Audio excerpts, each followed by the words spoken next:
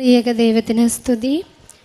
കൃപാസനത്തിൽ ജീവനോട് പ്രത്യക്ഷപ്പെട്ട പരിശുദ്ധ അമ്മയുടെ മുമ്പിൽ ഇന്നും അനുഗ്രഹങ്ങൾ ചൊരിഞ്ഞുകൊണ്ടിരിക്കുന്ന ഈ അമ്മയുടെ മുമ്പിൽ എന്നെയും കുടുംബത്തെയും സാക്ഷ്യം പറയാൻ ഉയർത്തിയതിന് ഈശോയ്ക്കും പരിശുദ്ധ അമ്മയ്ക്കും ആയിരം ആയിരം നന്ദി സമർപ്പിക്കുന്നു. എൻ്റെ പേര് മിൻസി. ഇതെൻ്റെ മൂത്ത മോള്. രണ്ടാമത്തെ കുഞ്ഞ് അമ്മ. ഞാൻ വരുന്നത് മേപ്പാടി ചൂരൽമലയിൽ നിന്നാണ്. എൻ്റെ ആദ്യത്തെ സാക്ഷ്യം, ഞാൻ ആദ്യമായിട്ട് ഉടമ്പടി എടുത്തത് 28/3/2023 മാർച്ച് 28 എടുത്തത്. വരാനുണ്ടായിരുന്ന സാഹചര്യം, മോൾക്ക് എപ്പോഴും മോഷൻ പോകുന്നൊരു അസുഖമായിരുന്നു. ആദ്യം വലിയ പ്രശ്നമായിരുന്നില്ല. പിന്നെ അത് സിവിയറായി. അവൾക്ക് മോഷൻ പോകുന്ന സ്ഥലത്തെല്ലാം തൊലിയൊക്കെ പോയി ഭയങ്കരമായിട്ട് കുഞ്ഞ് കരയാൻ തുടങ്ങി. അപ്പോഴാണത് ശ്രദ്ധിച്ചത്. അവിടുത്തെ തൊലിയൊക്കെ പോയി ഭയങ്കരമായിട്ട് ആ രോഗം കൂടിയിട്ടുണ്ടായിരുന്നു. മോള് നിർത്താതെ കരച്ചിലായിരുന്നു 2-3 ദിവസം. അങ്ങനെ വേഗം ഞങ്ങളൊരു 9 മാസത്തോളം കോഴിക്കോട് ഹോസ്പിറ്റലിൽ ചികിത്സിച്ചതാണ്. ഇവളുടെയും എപ്പോഴും ഈ മോഷൻ പോകുന്നതിന് അതിനൊരു മാറ്റം ഉണ്ടായിരുന്നില്ല. പിന്നെയാണത് സിവിയറായി അങ്ങനെ ഒരു രോഗമായി മൂർച്ഛിച്ചത്. അങ്ങനെ ഹോസ്പിറ്റലിലേക്ക് വിംസിലേക്ക് ഞങ്ങൾ പോയി. അവിടുന്ന് ഡോക്ടർ പറഞ്ഞു, ഇനി നിങ്ങൾ വേറൊരു ഹോസ്പിറ്റലിലേക്ക് മാറി കാണിക്കൂ, മുക്കം എന്ന് പറഞ്ഞൊരു ഹോസ്പിറ്റലിലേക്ക് മാറി കാണിക്കൂ എന്ന് പറഞ്ഞു. അങ്ങനെ ആ രാത്രിയിൽ ഞാൻ സങ്കടത്തോടെ ഇരുന്ന്, കുഞ്ഞ് ഉറങ്ങുന്നില്ല, അവൾ നിർത്താതെ കരയുന്നു. അപ്പോൾ സങ്കടത്തോടെ ഇരുന്ന് ജപമാല ചൊല്ലിയിട്ട്, കുഞ്ഞിൻ്റെ രോഗം മാറാനല്ല പ്രാർത്ഥിച്ചത്, എനിക്ക് ഈ കൃപാസനം എന്ന് പറയുന്നൊരു ദേവാലയം ഉണ്ടല്ലോ, എനിക്ക് അവിടെ പോകണം. ഒരു കാര്യമല്ല, 1000 കാര്യങ്ങൾ എനിക്ക് നടക്കുമല്ലോ. അപ്പം എനിക്ക് ഉറപ്പായിരുന്നു കൃപാസനത്തിൽ വന്നാൽ എൻ്റെ മകൾക്ക് സൗഖ്യം ലഭിക്കും എന്നുള്ളത്. പക്ഷേ നമ്മൾ വീട്ടിലത് ഞാനൊരു ഓർത്തഡോക്സ് കുടുംബമാണ്. അപ്പോൾ വീട്ടിൽ സംസാരിച്ചത് അവിടെ നിന്ന് വരുന്നത് കുറച്ച് പ്രശ്നമാണ്. അപ്പോൾ നമ്മളത് വീട്ടിൽ സംസാരിച്ചപ്പോൾ ആദ്യം സമ്മതിച്ചിട്ടുണ്ടായിരുന്നില്ല. അപ്പോൾ കുഞ്ഞിന് ഞാൻ പറഞ്ഞു, കൃപാസനത്തിൽ ചെന്നാൽ ആ രോഗം മാറും എന്നുള്ള കാര്യം എനിക്ക് പൂർണ്ണമായി ഉറപ്പാണെന്ന് പറഞ്ഞു. അങ്ങനെ ഒരു രാത്രിയിൽ ഹസ്ബൻഡ് കുറച്ച് സമ്മതിക്കാതിരുന്നൊരു ദിവസമായിരുന്നു. അന്ന് രാത്രി ഞാൻ ജോസഫ് അച്ഛനെ സ്വപ്നം കണ്ടു. അച്ഛനൊരു അപകടം, അച്ഛൻ്റെ കുറച്ച് ഇൻ്റർവ്യൂകൾ ഞാൻ കാണുമായിരുന്നു. അപ്പോൾ അച്ഛന് കുറച്ച് അസുഖങ്ങളുള്ളതൊക്കെ ആയിട്ട് ഇങ്ങനെ എനിക്ക് ആ സങ്കടപ്പെട്ട് ഇങ്ങനെ കിടന്നപ്പം അച്ഛനെന്തോ സംഭവിക്കുന്നതായിട്ടാണ് ഞാൻ സ്വപ്നം കാണുന്നത്. അപ്പോൾ ഞാൻ വേഗം എഴുന്നേറ്റിട്ട് പറഞ്ഞു, അച്ഛനാണ് ഞാൻ വിചാരിച്ചത്, ഇവിടെ അച്ഛൻ സൗഖ്യവരാധന ഉണ്ടെന്നാണ് വിചാരിച്ചുകൊണ്ടിരുന്നത്. അപ്പോൾ അച്ഛനെന്തോ സംഭവിക്കും, നമുക്ക് എന്തായാലും പോകണമെന്ന് പറഞ്ഞു. അങ്ങനെയാണ് മാർച്ച് 28 ഇവിടെ വരുന്നത്. ഉടമ്പടി എടുത്ത് 8 ദിവസമല്ല, ഞാനൊരു 5 ദിവസം കഴിഞ്ഞപ്പോഴത്തേക്കും ആദ്യം നമ്മുടെ പ്രാർത്ഥനയുടെ സമയം കഴിഞ്ഞ് നമ്മുടെ പ്രത്യക്ഷീകരണ പ്രാർത്ഥന, സന്ധ്യയിലുള്ള പ്രാർത്ഥന ചൊല്ലിക്കൊണ്ടിരിക്കുമായിരുന്നു. ആ ബുക്കൊക്കെ എടുത്ത്, മാതാവിൻ്റെ രൂപവും ബുക്കൊക്കെ എടുത്ത് ഞാൻ വന്നുകൊണ്ടിരിക്കുമ്പം പുറത്ത് ബെല്ലടിച്ചു. അപ്പം ഞാൻ ഹസ്ബൻഡിനോട് പറഞ്ഞു, ആരാണെങ്കിലും ഒരു 5 മിനിറ്റ് വെയിറ്റ് ചെയ്യൂ, ഈ പ്രാർത്ഥന കഴിഞ്ഞിട്ട് അവരോട് പറയാൻ പറഞ്ഞു.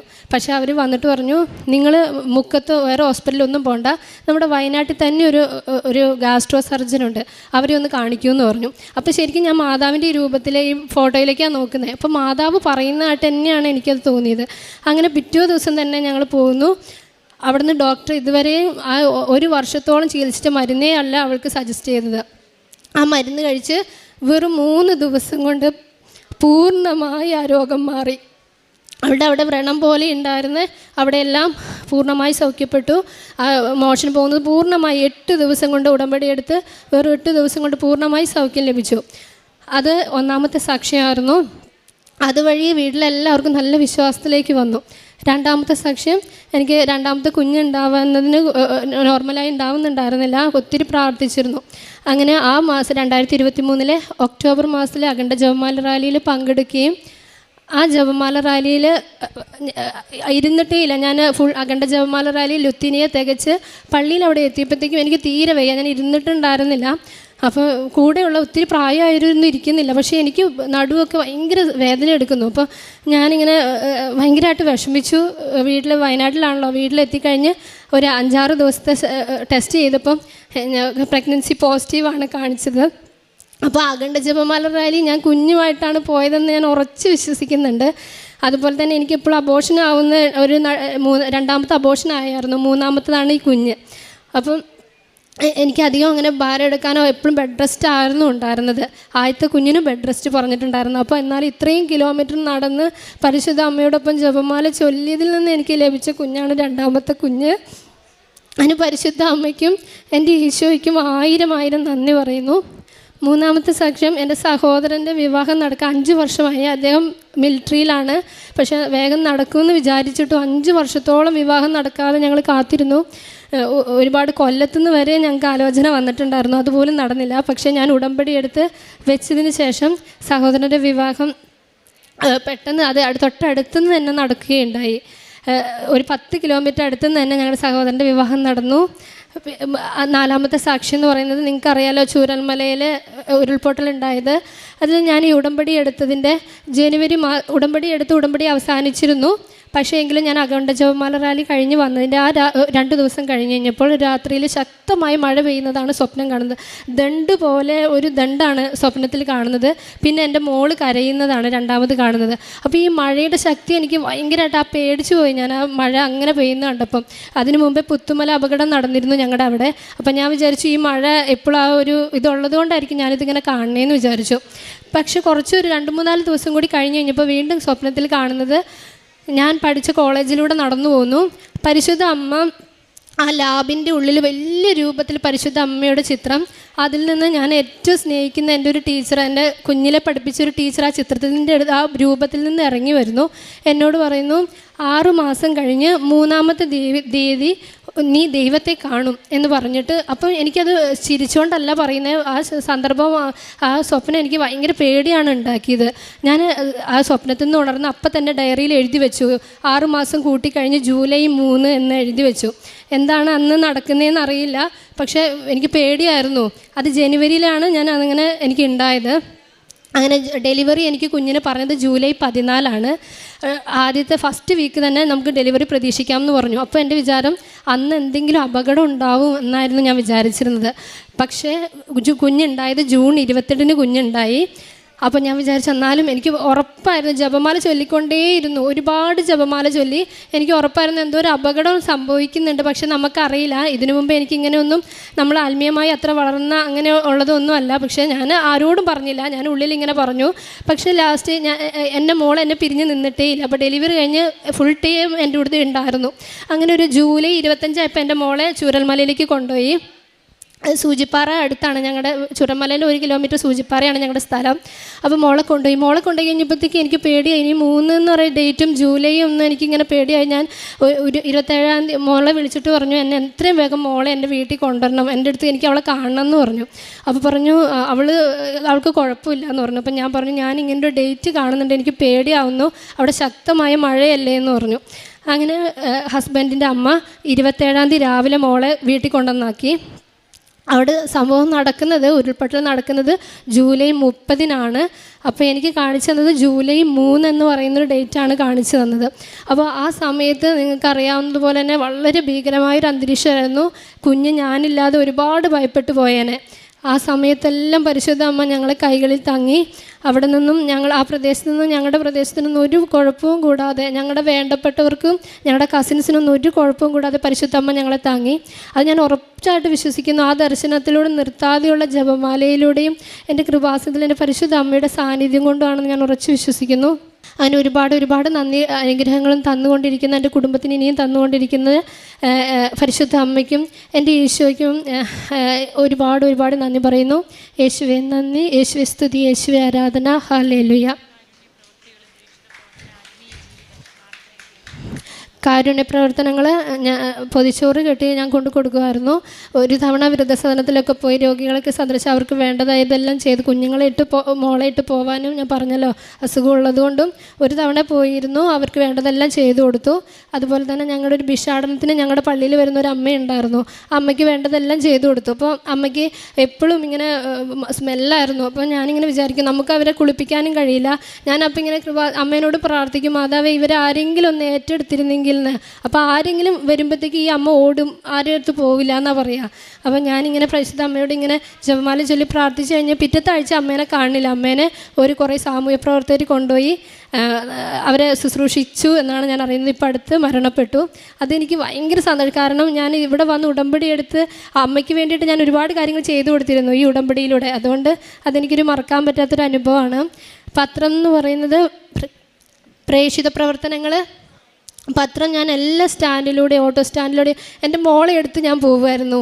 കാരണം എനിക്ക് 8ാമത്തെ ദിവസമാണ് എനിക്ക് ഈ അത്ഭുതം സംഭവിച്ചത്. അതുകൊണ്ട് ആ പത്രത്തിലൂടെയൊക്കെ ഞാൻ എൻ്റെ മോളെയും കൊണ്ട് പോയിട്ട് ഒരു ദിവസം ഇങ്ങനെ ഞാൻ പറഞ്ഞു, ഇവൾക്കാണ് എൻ്റെ കുഞ്ഞിലൂടെ നടന്ന അനുഭവമാണ് എനിക്ക് പറയാനുള്ളത്. ഇത് അത്ഭുതം നടക്കുന്ന പരിശുദ്ധമ്മ ജീവനോട് പ്രത്യക്ഷപ്പെട്ട ആൾക്കാർ തന്നെയാണ്, സ്ഥലം തന്നെയാണ് എന്നുള്ളതിൽ ഞാൻ അവർ പറയുമായിരുന്നു. അങ്ങനെ എല്ലാവരോടത്തും ഞാൻ ഇതുവരെ പത്രം കൊടുക്കുന്നതിന് നാണിച്ചിട്ടേ ഇല്ല. ഒരുപാട് പേർക്ക് എനിക്ക് കിട്ടുന്ന പത്രങ്ങളെല്ലാം ഞാൻ കൊടുത്തവർക്ക് കൊടുക്കാതെയും എല്ലാ മതത്തിൽപ്പെട്ടവർക്കും കൊടുത്തിരുന്നു. ഒരുപാട് പേർക്ക് എന്നെ അന്വേഷിച്ച് കൃപാസനം എന്താണെന്ന് അന്വേഷിച്ച് അവിടേക്ക് വന്നിട്ടുമുണ്ട്. രണ്ടാമത്തെ കാര്യം, ജപമാലയും പ്രാർത്ഥനയും ജീവിതവും ആത്മീയമായി ഒരുപാട് ഉയർന്നു. ഒട്ടുമല്ലായിരുന്നു എങ്കിലും, ഇപ്പോൾ ഒന്നുമല്ല എങ്കിലും പണ്ടുള്ളതിനേക്കാളും പരിശുദ്ധ അമ്മ കൈപിടിച്ച് നടത്തുന്നു. ഇനിയും നടത്തട്ടെ എന്ന് വളരെ ആഗ്രഹിക്കുന്നു, പ്രാർത്ഥിക്കുന്നു. യേശുവേ നന്ദി, യേശുവേ സ്തുതി. മനുഷ്യന് ചെയ്യാൻ പറ്റാത്ത കഠിന രക്ഷാകര പദ്ധതികൾ ഉടമ്പടി വഴി എങ്ങനെ പൂർത്തീകരിക്കുന്നു? അതാണ് പുറപ്പാട് 14:14 നിങ്ങൾ ശാന്തരായിരുന്നാൽ മതി, കർത്താവ് നിങ്ങൾക്ക് വേണ്ടി യുദ്ധം ചെയ്തുകൊള്ളും. മിൻസി മാത്യു തൻ്റെ മക്കളുടെ അനുഭവ സാക്ഷ്യങ്ങളാണ് നമ്മോട് പങ്കുവച്ചത്. അതുപോലെ എങ്ങനെയാണ് ഏഷ്യയിലെ തന്നെ ഏറ്റവും വലിയ ഒരു ദുരന്തമായ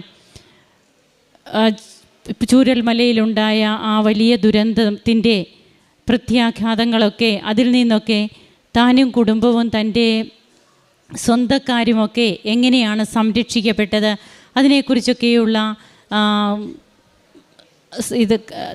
സ്വപ്നത്തിലൂടെ അതിനെക്കുറിച്ചൊക്കെ തനിക്ക് മുൻപേ എങ്ങനെ തന്നെ തനിക്ക് എന്തോ ഒരു അപകടം ആ പ്രദേശത്ത് അല്ലെങ്കിൽ അവിടെ നടക്കും എന്നുള്ള രീതിയിലൊക്കെ തനിക്ക് എങ്ങനെ പല കാര്യങ്ങളും പരിശുദ്ധ അമ്മ തനിക്ക് കാണിച്ചു തന്നു. ജപമാല ഒത്തിരിയേറെ പ്രാർത്ഥിക്കുവാൻ ആ ജപമാല പ്രാർത്ഥനയിലൂടെയാണ് പരിശുദ്ധ അമ്മയുടെ സംരക്ഷണം ലഭിച്ചതുകൊണ്ട് തന്നെയാണ് തങ്ങൾ സംരക്ഷിക്കപ്പെട്ടത്. അതിന് ബലമായിട്ട് പല കാര്യങ്ങളും ഈ മകൾ ഇവിടെ പറഞ്ഞു. അങ്ങനെ ഇവിടെ 2 വർഷമായിട്ട് തൻ്റെ മൂത്ത കുഞ്ഞിന് ഉണ്ടായിരുന്ന ഒരു അസുഖം അത് എത്രമാത്രം ആ കുടുംബത്തെ ആകമാനം വേദനിപ്പിച്ചിരുന്നു. 1 വർഷമായിട്ട് അവർ ചികിത്സിച്ചു കൊണ്ടിരിക്കുന്നു.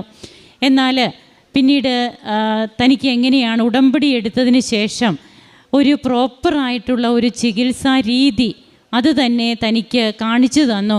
അപ്പോൾ നമുക്ക് ഉടമ്പടി എടുത്തതിന് ശേഷം ഒരു പ്രോപ്പർ ചാനലിലേക്ക് പോലും കൊണ്ടുപോകുന്ന അമ്മയുടെ മാധ്യസ്ഥ ശക്തിയാണ് നമുക്ക് കാണുവാൻ കഴിയുക. നമുക്ക് ഏത് വഴിക്ക് പോകണം എന്ന് നാം അറിയാത്തപ്പോൾ, അല്ലെങ്കിൽ നമുക്ക് ആകെ ഒരു കൺഫ്യൂഷൻ ആകുമ്പോൾ അമ്മ നമ്മെ വേണ്ട വഴിയെ, അതായത് നാം പോകേണ്ട വഴിയെ തന്നെ നമ്മെ കൊണ്ടുപോകും. അങ്ങനെ തൻ്റെ കുഞ്ഞിന് പ്രോപ്പറായിട്ടുള്ള ചികിത്സ ലഭിക്കുന്നു, മെഡിസിൻ ലഭിക്കുന്നു. അങ്ങനെ ആ മകൾക്ക് സൗഖ്യം ലഭിച്ചു. പിന്നീട് 8 ദിവസത്തിനുള്ളിൽ 2 വർഷമായിട്ടുള്ളത് 1 വർഷം ചികിത്സിച്ചിട്ട് ഭേദമാകാത്തത് 8 ദിവസം കൊണ്ട് നടക്കുകയാണ്. ഇവിടെയല്ലേ സമയച്ചുരുക്കവും ഭാരലഘുത്വവുമൊക്കെ നമുക്ക് അനുഭവിക്കാൻ കഴിയുക. 2004 ഇവിടെ കൃപാസനത്തിൽ സ്റ്റെരിഗ്മ ധ്യാനം, അതായത് കൃപാസനത്തിൽ പ്രവർത്തകർക്ക് വേണ്ടിയിട്ടുള്ള സ്റ്റെരിഗ്മ ധ്യാനം നടക്കുമ്പോൾ അന്നിവിടെ കിട്ടിയ ദർശനമാണ് ഒരു കൂട്ടം പ്രാവുകൾ ഇവിടെ നിന്ന് പറന്നുയരുന്നു ജപമാലയും കുത്തിക്കൊണ്ട്. അപ്പോൾ ആ ലോകത്തിൻ്റെ പല ഭാഗത്തേക്കാണ് ആ പ്രാവുകൾ പറന്നുയരുന്നത്. ഇന്ന് ഇവിടെ നാം കേൾക്കുന്ന അനുഭവ സാക്ഷ്യത്തിൽ ജപമാലയിലൂടെ നമുക്ക് കിട്ടുന്ന കൃപകൾ അത് ലോകമെമ്പാടും എങ്ങനെ അമ്മയുടെ പ്രത്യക്ഷീകരണത്തിൻ്റെ അടയാളങ്ങളായിട്ട് ഇന്ന് ഈ ജപമാലയും അതുപോലെ പ്രത്യക്ഷീകരണ പ്രാർത്ഥനയുമൊക്കെ നാം തന്നെ എങ്ങനെയാണ് ഒരു ആഘോഷമാക്കി മാറ്റുന്നത്, നമുക്ക് അങ്ങനെ തന്നെ പറയാം. അതായത് ജപമാല പ്രാർത്ഥന ഒരു വിരസതയായിരുന്നവർ, അല്ലെങ്കിൽ അതൊക്കെ ഒരു ആവർത്തനം എന്നുള്ള രീതിയിലൊക്കെ കണ്ടിരുന്ന ഒരവസ്ഥയിൽ നിന്നൊക്കെ എത്രയോ മക്കളാണ് അതിന്നൊരു ആഘോഷമാക്കി മാറ്റുന്നത്. തങ്ങളുടെ ജീവിതത്തിൽ ജപമാല എടുത്താൽ, അല്ലെങ്കിൽ ആ ജപമാല പിടിച്ചുകൊണ്ട് മാത്രം തങ്ങളും പുറത്തേക്ക് ഇറങ്ങുക. ഏത് സമയവും നമ്മുടെ ഉള്ളിൽ വരുന്നത് ഈ നന്മ നിറഞ്ഞ മറിയമേ എന്ന പ്രാർത്ഥനയാണ്. അപ്പോൾ ഇതൊക്കെ നമ്മോട് പറയുന്നത് അമ്മയുടെ പ്രത്യക്ഷീകരണത്തിൻ്റെ സാക്ഷികളായി നാം ഓരോരുത്തരും മാറണമെന്ന് തന്നെയാണ്. അതിനു വേണ്ടിയിട്ടാണ് നാം നിയോഗം വെച്ച് പ്രാർത്ഥിക്കേണ്ടത്. പരിശുദ്ധ അമ്മയുടെ പ്രത്യക്ഷീകരണം തിരുസഭ ഏറ്റെടുക്കുവാനും നാം ഒക്കെ അനുഭവിക്കുന്ന ഈ ഫലങ്ങൾ അത് തിരുസഭയിലൂടെ അനേക ആയിരങ്ങളിലേക്ക് എത്തണം. ഇനിയും ലോകത്തിൻ്റെ അതിർത്തിയോളം സുവിശേഷം പ്രസംഗിക്കുവാനായിട്ട് നമ്മോട് അരുളി ചെയ്ത ഈശോയുടെ ആ സാക്ഷികളാകുവാനായിട്ട് നമുക്ക് കഴിയണം. അങ്ങനെ പിന്നീട് തൻ്റെ ജീവിതത്തിലൊക്കെ വന്ന മാറ്റങ്ങൾ, തനിക്കിന്ന് ആത്മീയ ജീവിതം എത്രമാത്രം വിലപ്പെട്ടതാണ്. അതുപോലെ രണ്ടാമത്തെ കുഞ്ഞിൻ്റെ കാര്യവുമൊക്കെ പറയുന്നുണ്ട്.